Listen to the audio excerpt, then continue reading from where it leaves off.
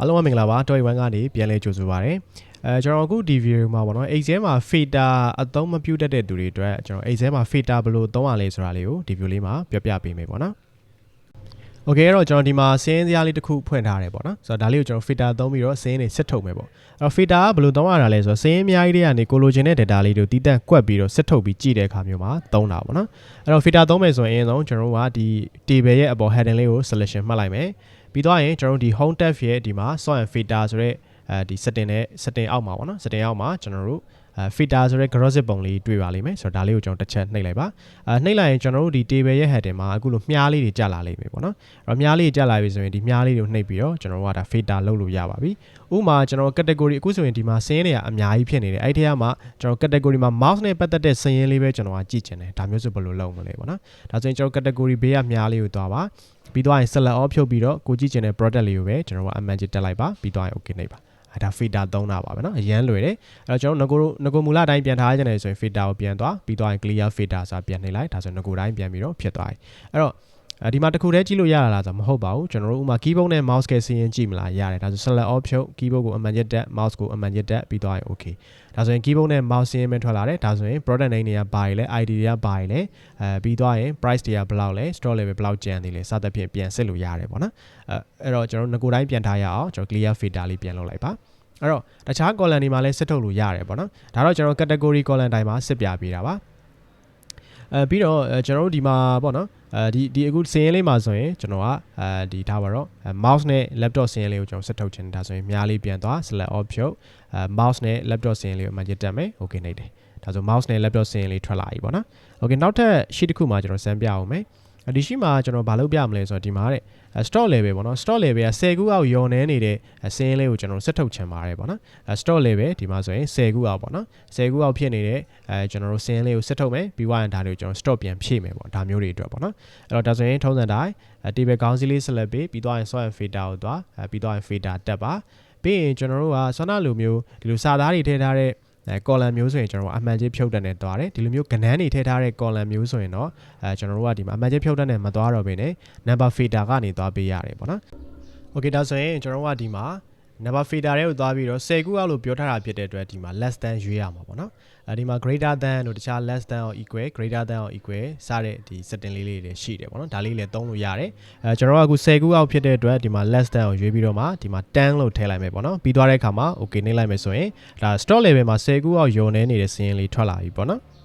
Okay ဒါဆိုရင်ကျွန်တော်ငကိုတိုင်းပြန်ထားမယ်ဆိုရင်ဒီ filter button လေးကိုပြန်သွားပြီးတော့ clear filter လုပ်လိုက်ရင်ပြန်ပြီးတော့ငကိုတိုင်းပြန်ဖြစ်သွားပြီပေါ့နော်ဒါဆိုဒီ filter တွေမသုံးချင်ဘူးဆို select ပြန်ပေးပါပြီးတော့ရင် sort and filter မှာ filter ပြန်ဖြုတ်ပါဒါလေးပါပဲနော်Okay နောက်တစ်ခုကကျွန်တော်တို့ဒီမှာရက်ဆွဲပေါ်မူတည်ပြီးတော့လည်း filter လုပ်လို့ရတယ်ပေါ့နော်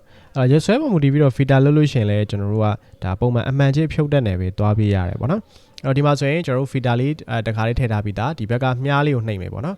်ကျွန်တော်တို့ကကဏ္ဍတွေသုံးရင်ဒါကဏ္ဍတွေပေါ်မှာ filter လုပ်ရင်တော့ number filter ကနေပြီးတော့ less than greater than စသဖြင့်ဒီ setting လေးသုံးရတယ်ပေါ့နော်စာသားတွေဆိုတော့အမှန်ချင်းဖြုတ်တက်နဲ့တွားလို့ရတယ်နောက်တစ်ခုကဒီစာသားတွေဆိုရင်ဒီမှာ text filter ဆိုတာရှိတယ်ပေါ့နော် text filter ကနေပြီးတော့မှကျွန်တော်တို့ဒါကိုထည့်လိုက်တဲ့စကလုံးလေးနဲ့စတဲ့ဒီ data တွေကိုကျွန်တော်တို့စစ်ထုတ်မလားကိုထည့်လိုက်တဲ့စကလုံးလေးနဲ့အဆုံးသတ်တဲ့ data ကိုစစ်ထုတ်မလားဒါမှမဟုတ်ကိုထည့်လိုက်တဲ့စကလုံးလေးပါသွားတဲ့ဒီ data တွေကိုစစ်ထုတ်မလားဆိုပြီးတော့ဒီမှာအများကြီးပဲထပ်ရွေးချယ်လို့ရတယ်ပေါ့နော်ဒါကတော့ text filter ဒါကတော့ဗာလဲဆိုရင် number filter အခုကတော့ရက်ဆွဲဖြစ်တဲ့အတွက်ကျွန်တော်တို့ဒီမှာdate filter ဆိုတာရှိတယ်ပေါ့နော်date filter ကိုသုံးပြီးတော့ကျွန်တော်တို့က filter လုပ်မယ်ဆိုလည်းရတယ်ဥပမာရက်ဆွဲတွေဥပမာဘယ်နေ့နဲ့ဘယ်နေ့ကြားလေးပဲကျွန်တော်တို့ရှာနေတာဒါမျိုးဆိုရင်ကျွန်တော်ကဘယ်ရသွားရလဲဆိုလို့ရှိရင်ဒီမှာ between တို့ဘာတို့ကနေသွားလို့ရတယ်after ဆိုရင်ကျွန်တော်တို့ထည့်လိုက်တဲ့ရက်ဆွဲပြီးသွားတဲ့နောက်ပိုင်းရက်ဆွဲလေးတွေပေါ့နော်ဥပမာ before ဆိုရင်တော့ကျွန်တော်တို့ကတလပိုင်း1ရက်2025လို့ထည့်လိုက်တယ်ဆိုရင်တလပိုင်း1ရက်2025အောက်နော်ဒီရက်ဆွဲတွေကိုသူရှာပေးလိမ့်မယ် between ဆိုရက်ဆွဲ2ခုကြာပေါ့နော်ဒီလိုမျိုးကျွန်တော်ဆက်လို့ရတယ်ပြီးတော့ရင်ကျွန်တော်တို့ရက်ဆွဲတွေဆိုရင်အခုလိုမျိုးသူကနှစ်အနေနဲ့လည်းကြည့်လို့ရတယ်စစ်လို့ရတယ်ပေါ့နော်ဥပမာကျွန်တော်က2026စင်းရင်ပဲကြည့်ချင်တာဒါမျိုး select all ဖြုတ်2026ပဲဆိုပါတော့เนาะ2026ကိုပဲအမှန်ချင်းတက်လိုက်မယ်ပြီး okay နှိပ်လိုက်မယ်ဒါဆို2026စင်းရင်ပဲထွက်လာတယ်ပေါ့နော်ပြီးတော့ရင်ကျွန်တော်တို့ငကိုတိုင်းပြန်ထားမယ် clear filter okay 2025ကိုမှကျွန်တော်တို့ကဒီဇင်ဘာလစင်းလေးပဲကျွန်တော်စစ်ချင်တာဒါမျိုးဆိုလည်းရတယ်ရက်ဆွဲနေကြတော့ဒီ နှစ်အနေနဲ့လည်းစစ်လို့ရတယ်လအနေနဲ့လည်းစစ်လို့ရတယ်ရက်အနေနဲ့လည်းစစ်လို့ရတယ်ပေါ့နော်ဒီရှေ့မှာ plus sign လေးတွေတွေ့လိမ့်မယ်ဒီ plus sign လေးတွေကဒီနှစ်ကိုဖြည့်ချလိုက်လို့ရတယ်လို့ပြောတာပေါ့နော်ဒီပေါင်းလေးကိုကျွန်တော်ဖြည့်ချကြည့်ဒါဆို2025မှာအောက်တိုဘာနိုဝင်ဘာဒီဇင်ဘာ3လရှိမယ်ထပ်ပြီးဖြည့်ချမယ်ဒီဇင်ဘာကိုထပ်ပြီးချလိုက်မယ်ဆိုရင်ဒီမှာရက်တွေထပ်ပြီးတော့မြင်ရလိမ့်မယ်အဲ့တော့ကျွန်တော်ကအကုန်မပြချင်ဘူးဆိုလို့ရှိရင်အကုန်မလိုချင်ဘူးအကုန်မကြည့်ချင်ဘူးဆို select all ဖြုတ်ပါဟိုမှာဒီဇင်ဘာလတစ်လလုံးကြည့်မယ်ဆိုရင်တော့ဒီဇင်ဘာလတစ်လလုံးအမှန်ကြီးတက်လိုက်ပေါ့မဟုတ်ဘူးဒီဇင်ဘာလတည်းကမှတို့တွေကဒီ9ရက်8လsorry 9ရက်က8ရက်က10ရက်ဒီ3ရက်ပဲကြည့်မယ်ဆိုလဲရတယ်ဒါဆို2025တဲကမှဒီဇင်ဘာလတဲကမှ9ရက်8ရက်10ရက်ရက်ဆွဲလေးကိုစစ်ထုတ်တာဖြစ်သွားပါပြီဒီလိုမျိုး detail ပြန်သွားလို့ရတယ်ပေါ့နော်โอเคဒါဆိုပြန်ဖြုတ်မယ်ဒါဆိုရင်ကျွန်တော်တို့ကဒီ filter icon လေးကိုပြန်သွား clear ပြန်လုပ်ပါအကုန်ဖြုတ်ချင် select ပြန်ပေးပါပြီးသွားရင် sort and filter မှာ filter လေးဖြုတ်လိုက်ပါဒါလေးပါပဲဒါဆိုအဆင်ပြေလောက်မယ်လို့ထင်ပါတယ်နော်โอเคဒါဆိုနောက်ဆုံးတစ်ခုကဘာလဲဆိုတော့ကျွန်တော်တို့ဒါဆိုရင် column တစ်တိုင်းစီမှာစစ်ပြခဲ့တယ်ပေါ့နော်column 2တိုင်း3တိုင်းတွဲပြီးတော့လည်းစစ်လို့ရတယ်ဥပမာကျွန်တော်တို့ဒီမှာဆိုရင် category မှာ mouse စရင်းလေးဖြစ်ကြမယ်ပေါ့နော် category မှာ mouse စရင်းလေးဖြစ်ကြမယ် mouse စရင်းထဲကမှ stock level က20အထက်ကိုကျွန်တော်တို့လိုချင်ပါတယ်နော်အဲဒါနှစ်ခုစစ်ရမှာပေါ့ category မှာ mouse ဖြစ်ကြမယ် stock level ကလည်း20အထက်ဖြစ်ကြမယ်နော်နှစ်တိုင်းတွဲစစ်တာပေါ့နှစ်တိုင်းမှာမဟုတ်3-4တိုင်းတွဲစစ်လို့ရတယ်နော်ထုံးစံတိုင်းခေါင်းစည်းလေးဆက်လက်ပေးပါ sort and filter တွေက filter တက်ပြီးတော့ category အောက်ကိုမြားလေးကိုသွား select all ဖြုတ် mouse စင်းလေးကိုအရင်စစ်ထုတ်လိုက်ပါ okay ဒါဆို mouse စင်းလေးထွက်လာပြီးအဲ့ဒီထဲမှာကျွန်တော် stock level က20အထက်ကိုတက်ပြီးစစ်ချင်တာနော်ဒါဆိုရင် stock level ဘေးကမြားလေးကိုသွား number filter ပြီးတော့ရင်number filter ပြီးတော့ greater than ပေါ့နော်20အထက်ဆိုတော့20ထည့်လိုက်မယ်ပြီးတော့ရင် okay ဒါဆိုရင်ဒီမှာ category က mouse စင်းလေးထွက်လာပြီး stock level က20အထက်ဖြစ်သွားပြီ